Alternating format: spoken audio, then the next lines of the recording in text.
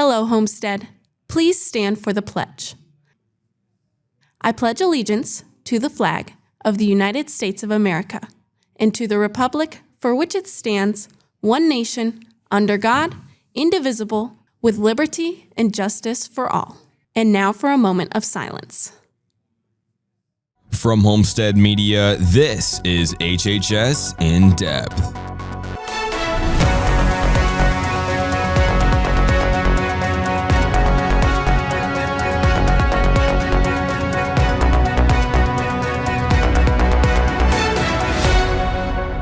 Today is Friday, December 1st, and welcome back to HHS In Depth. Let's start with a quick rundown of today's show. First up, reporter Carly Swimiller is in with a story about how AI is expanding Homestead students' creative thresholds in their digital media classes. Next, Mara Nicholson will bring us an evaluation of the rigor of classes being taught to middle school students for high school credits. Later on, reporter Jaron Ellis will give us an in-depth look at how Homestead prepared alumni Zach Terrell for the opportunities that lay ahead of him. Emily Adams will also be in the studio with Carmela Gabriel to give us more information on the Riley Dance Marathon happening next Friday. Rowan Walsh will bring you an update on the weather you can expect as we start off the month of December. Cameron Elder catches you up on our performing arts teams in Behind the Curtain. And finally, Graham DeWitt will be in with another edition of Down to the Wire. All of this and more today on HHS In Depth.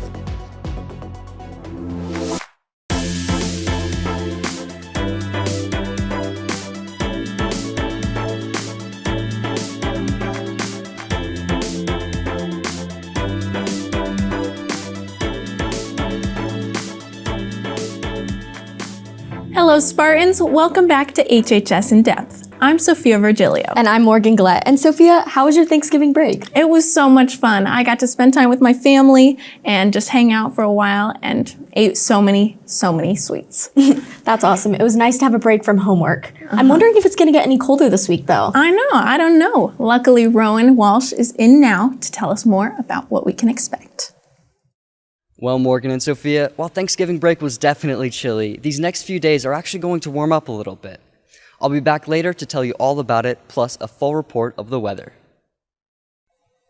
Thank you, Rowan, for filling us in. I'm glad it's not going to be as cold, but I'm going to grab something to keep me warm this weekend before going out.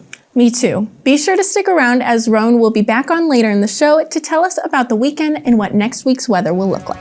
HHS In Depth, National News. Switching now to national news, environmentalists are wanting to sue the National Park Service to prevent them from planting trees. The National Park Service is hoping to replant sequoia seeds because of the 2020 and 2021 wildfire damage. 4 groups started this lawsuit on November 17th, arguing that the efforts to replant those seeds violate a law that prohibits human involvement in certain ecosystems. In other news, last weekend, Hamas freed 17 hostages held up in Gaza, which include a 4-year-old American girl. Israel then released 39 Palestinian prisoners on the 3rd day of their truce. President Joe Biden shares that he hopes that this pause in fighting can continue and that more American hostages will be released as a result. Thank you, Morgan, for the national news update. In the past few years, in the Homestead Media program, we have seen technology evolve in so many ways. That's true, Sophia. And one of the ways the program has evolved is with the addition of AI assisting us in the content we create. Reporter Carly Swimiller is in now to tell us about the changes AI has made to all of Homestead's digital design courses. As AI has evolved, Homestead design classes have implemented AI-based platforms into their daily curriculum. Though, what does that truly entail? AI has done a lot of things to help us. It fixes mistakes that are made by our rookie camera operators and things like that. We can do things in post when we're editing by using AI and actually fix those things where we couldn't do that in the past. So I've embraced that. We do experiment with AI at the beginning of every semester and let students know what the possibilities are. I think it's just going to be another tool that people who know how to design and know how to make art use properly, it is useful for generating ideas and things like that. As AI continues to become more integrated into education, the question arises, what does this mean for the future of visual arts and the students themselves? There are things that it just won't be able to replicate, and that's, perfect acting, perfect voicing in terms of inflection and energy and things like that. It just won't be natural. students in this stage of their life, they need those things. They need to learn what's the foundation of what they could become. It will have its use just like Photoshop and Illustrator has its use. I think it's just going to be another tool that people who know how to design and know how to make art use properly, and in the wrong hands, it's just going to look as clumsy and poorly used as any other art tool. As Homestead embraces the fusion of art and artificial intelligence, the future of media design looks more dynamic than ever. Reporting for HHS In Depth, I'm Carly Swimiller. Thank you for the story, Carly. Stick around, we'll be right back on HHS In Depth.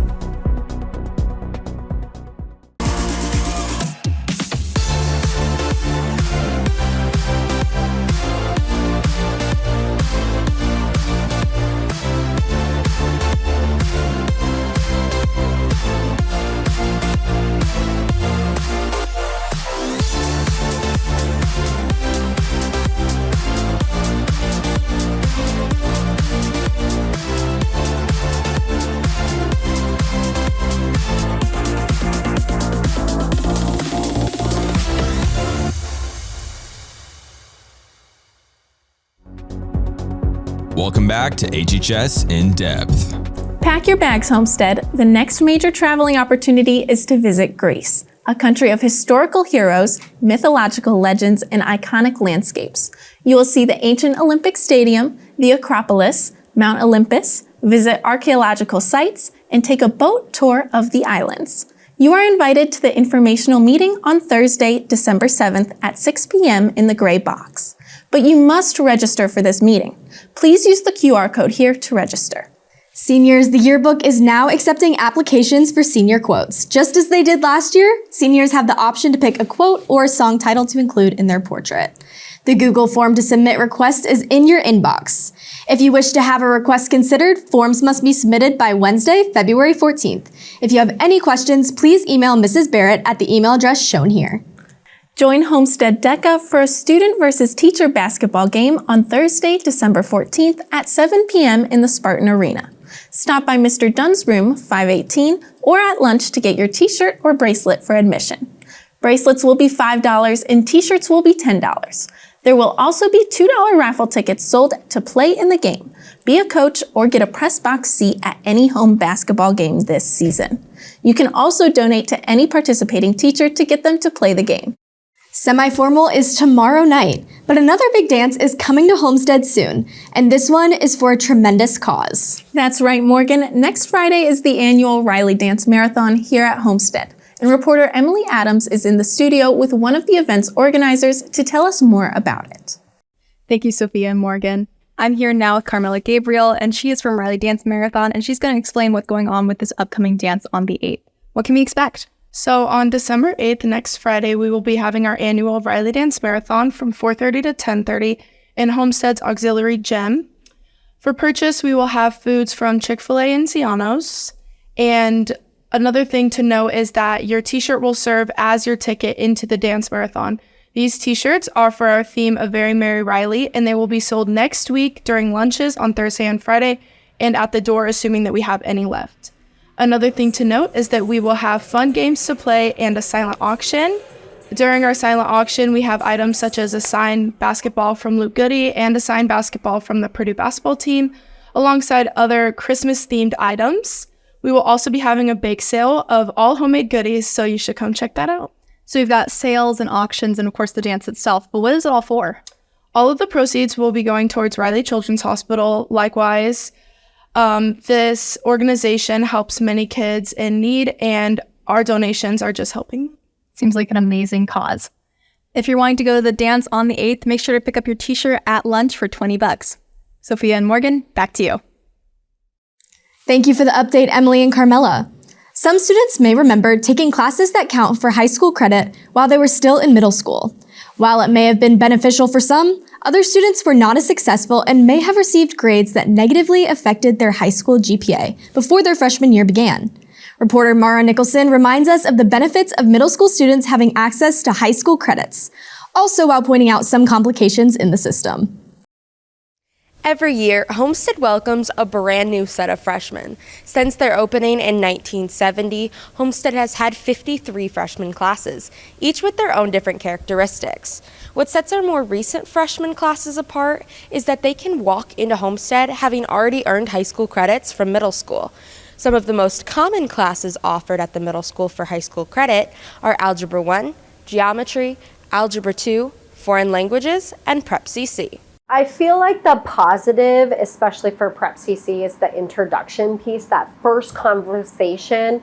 Some students, I feel like it might be the fact that we're talking about budget, we're talking about finances, and some of them haven't been thinking about that. One of the big benefits in the math program, but from Homestead in general, is the number of dual credits and AP classes that we offer our students. So being able to get some of these prerequisites out of the way so that they can get to the AP and the dual credit classes significantly saves them money in colleges.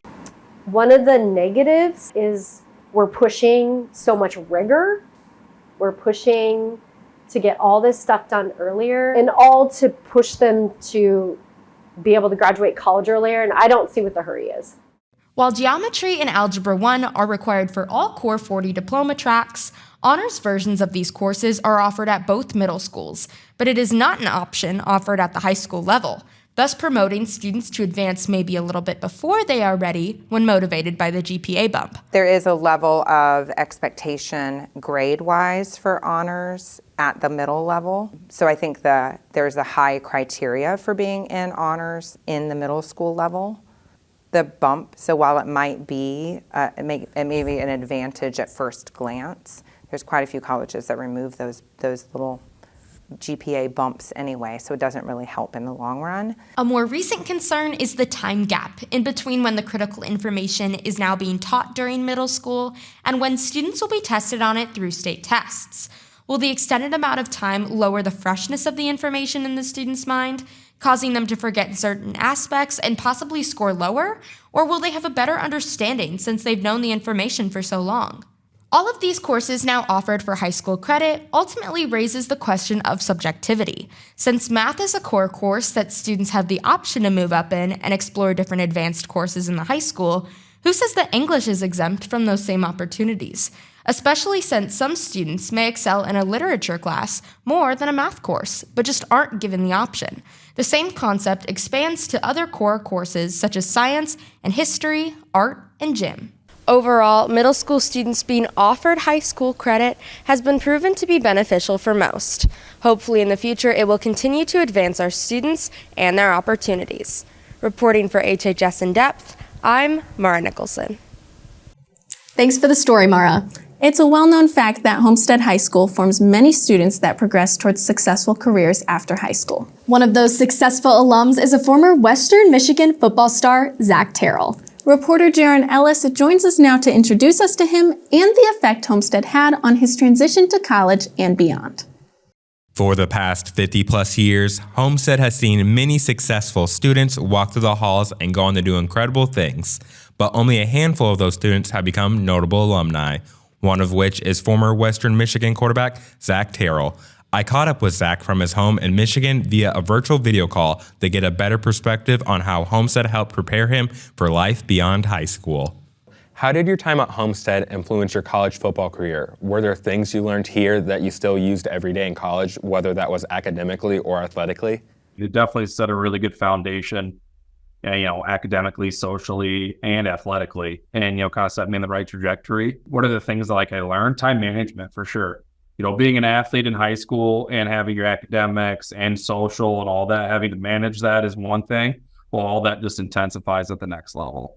And it really kind of prepared me going in hey, this is what I need to do in order to get all my stuff done, be on top of things, to be eligible. But then also, there's a balance, and finding that balance and learning how to manage your time was definitely one of the biggest things that, high school taught me. What's some advice you would give to current high school athletes dreaming to earn a scholarship or even make it professionally one day?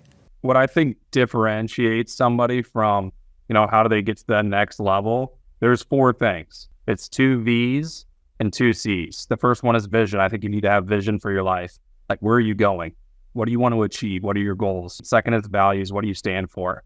right? What's your code of ethics? What are your non-negotiables? And then number 3 is caring. So how do you care for those around you? And then consistency is the second one.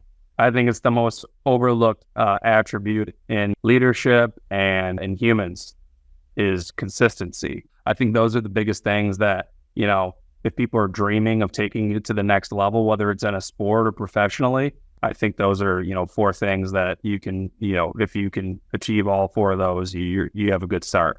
After college, Zach went on to join the practice squad of both the NFL's Baltimore Ravens and Jacksonville Jaguars. Even though he never got a chance to take a snap in an NFL game, he says he wouldn't change a thing. Reporting for HHS In Depth, I'm Jaron Ellis. Thank you for the story, Jaron. Our performing arts team are gearing up for their busy month of December, and I'm excited to see them in action. Me too, Morgan. To learn more about some of these performances, here's another edition of Behind the Curtain with this week's host, Cameron Elder.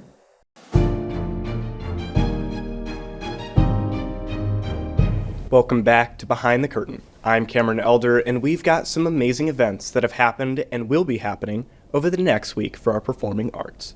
To begin, a select group of Homestead Class Royale and elite show choir students got the opportunity to perform at Fort Wayne's Night of Lights.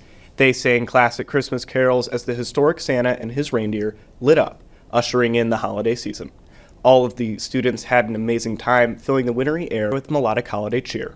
Moving forward, the Winter Jazz Band concert will also be bringing some cheerful music on December 7th in the band room at 7 p.m. Some of the songs include This Christmas and Georgia on My Mind. Next, the dance team will kick off their competition season on December 9th as they will travel to Marion High School. This year has been a really great year so far as the dancers coming together as a team. This is the first year where I've really seen as a whole our groups are clicking right from the beginning, right from the start of their season, which is always a recipe for success. They all have the same mindset, they all have the same work ethic, and they have a common goal, which is to show up at Nationals in March and make a big statement as far as where we're at and continuing to put Homestead dance on the map. Best of luck to the dance team. Moving forward, the Homestead Choral Department's annual holiday concert will be held on the 13th. All 3 choirs will be performing classic holiday hits like Carol of the Bells, Santa Tell Me, Silent Night, and much more. Admission is free and is at 7 p.m. Next, Homestead's Handbell Choir is making a comeback after nearly 6 years. If you're interested in joining, make sure you contact Mrs. Hardick by December 14th at the email shown below. They'll begin rehearsing on Thursday evenings. That's all for this week's edition of Behind the Curtain. Thanks for tuning in. If you have any scores, performances, auditions, or anything else that you'd like to see on the show, reach out through the email address shown below. For Behind the Curtain, I'm Cameron Elder. Sophia, Morgan, back to you. Thank you for the update, Cameron. Stick around, Homestead. We'll be right back after this. The winter sports season is now fully underway as a couple teams walked away with victories, along with a few of our athletes finalizing some big decisions. I'll break down the past 2 weeks of Spartan sports later in Down to the Wire.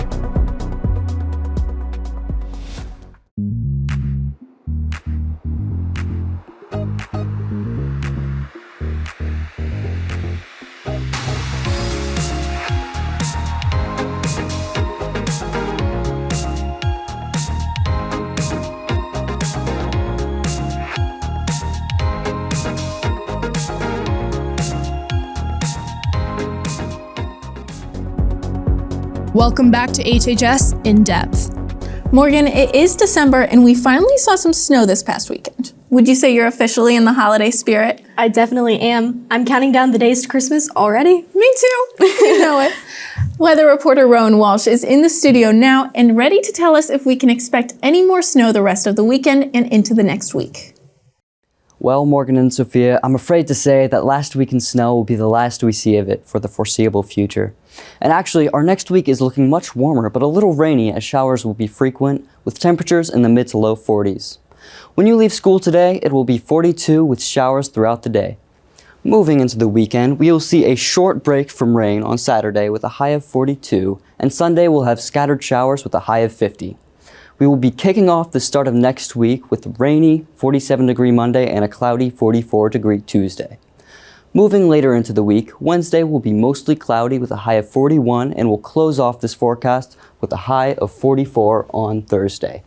Even if it isn't going to be that cold, nothing can stop you from bundling up on the couch with a warm mug of cocoa to embrace the beginning of the holiday season. Back to you, Morgan and Sophia.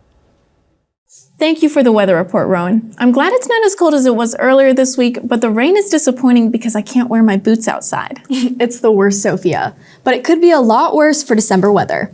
One good thing is we don't have to worry about the weather when we watch our winter sports teams, as everything takes place inside. Speaking of which, Graham DeWitt is in now with a new edition of Down to the Wire to let us know how our sports teams performed over Thanksgiving break.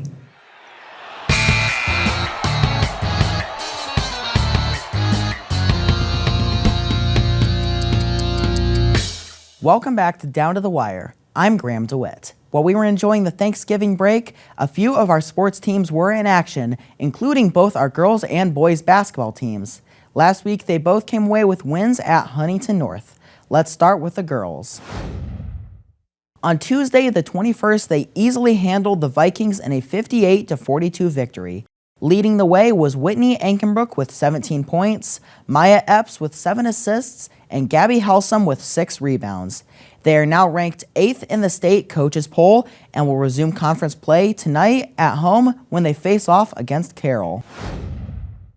On the next day, the boys basketball team opened their season by also taking care of business at Huntington North in a similar fashion to the girls, winning with a final score of 54-40. The New Look Spartans were led by junior Michael Raudenbush, who finished with 12 points, 3 assists, and 7 rebounds. Sophomore Peyton Reinhart also tallied 12 points of his own, and freshman Mac Welker had 7 rebounds. The boys' next game is tonight at Warsaw. Last Saturday, our boys wrestling team competed in the Thanksgiving Super Duels. The boys took home the Duels Championship, winning in all 5 rounds, including an incredible 78-0 victory over Wayne in round 2. Their next match is tomorrow at Westfield. Last Tuesday before break, a quartet of Spartan athletes signed their letter of intent for college. First was track and field athlete Ellie Irwin, who signed to Indiana State. Next was Lily Heine to Minnesota State as a swimmer. Then Britton Chamard signed to Southern Virginia University, and Addison Canablo to Notre Dame, both to run cross country and track and field. Congratulations, Spartans. Girls track and field will have a call-up meeting on Thursday, December 7th in room 109 for all girls interested in joining the team this year. The preseason conditioning calendar, practice team expectations, and opportunities for the 2024 season will be discussed. The meeting will begin at 2:45 and conclude by 3:45. Don't forget to attend tonight's girls basketball game at Spartan Arena against our rival Carroll. Tip-off is at 7:30 and the theme is Blackout. Good luck tonight, Spartans. That concludes this week's edition of Down to the Wire. Thank you for watching. Sophia, Morgan, back to you.